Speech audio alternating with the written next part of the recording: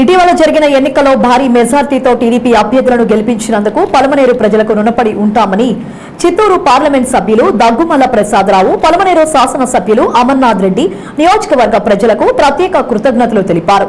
ఈ మేరకు పలమనేరు పట్టణంలో గల టీడీపీ కార్యాలయం నందు మీడియా సమావేశం ఏర్పాటు చేసి వారు మాట్లాడుతూ ఎన్నికల సందర్భంలో టీడీపీ ప్రజలకు ఇచ్చిన హామీలను తప్పకుండా పరిష్కరిస్తామని ధీమా వ్యక్తం చేశారు. చిత్తూరు నుండి పలమనేరు ద్వారా కర్ణాటకకు రైల్వే లైన్ తీసుకురావడానికి కేంద్ర రైల్వే శాఖ మంత్రితో సంప్రదిస్తున్నామని తెలిపారు. ఎమ్మెల్యే అమర్నాథ్ రెడ్డి మాట్లాడుతూ నియోజకవర్గంలో వివిధ రకాలైన ఇండస్ట్రీలను తీసుకురావడానికి ముఖ్యమంత్రి చంద్రబాబు నాయుడుతో సంప్రదించి ఏర్పాటు చేయడానికి ప్రయత్నం చేస్తామన్నారు.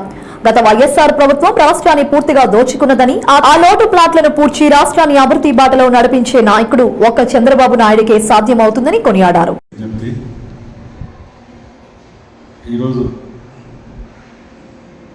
రంగబాబు సర్కిల్లో ఏదైతే ప్రయాణికులకు ఇబ్బందికరంగా ఉన్నటువంటి ఎంక్రోచ్మెంట్,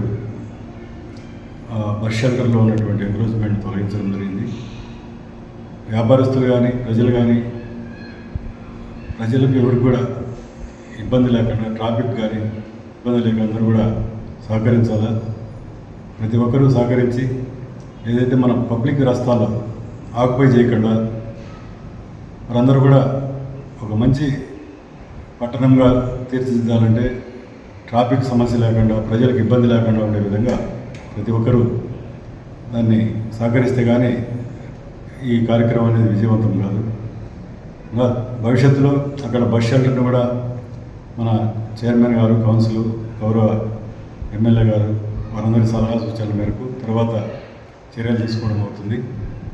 అలాగే భవిష్యత్తులో మనం ఉన్న మంచి పట్టణానికి మన ప్రభుత్వం ఏదైతే నూతనంగా ఏర్పడినటువంటి ప్రభుత్వం, తెలుగుదేశం ప్రభుత్వం, మన గౌరవ శాసనసభ్యులు సలహాలు, మన చైర్మన్, బోర్డు సభ్యులు అందరూ కూడా వారి సలహాలు సూచనలు తీసుకొని ఒక మంచి కార్యక్రమాన్ని కూడా భవిష్యత్తులో చేసి ఒక మంచి పట్టణంగా పలమనేరు పట్టణం తీర్చిదిద్దడానికి మా వంతు కృషి చేస్తానని మీ అందరికీ కూడా తెలియజేస్తాను.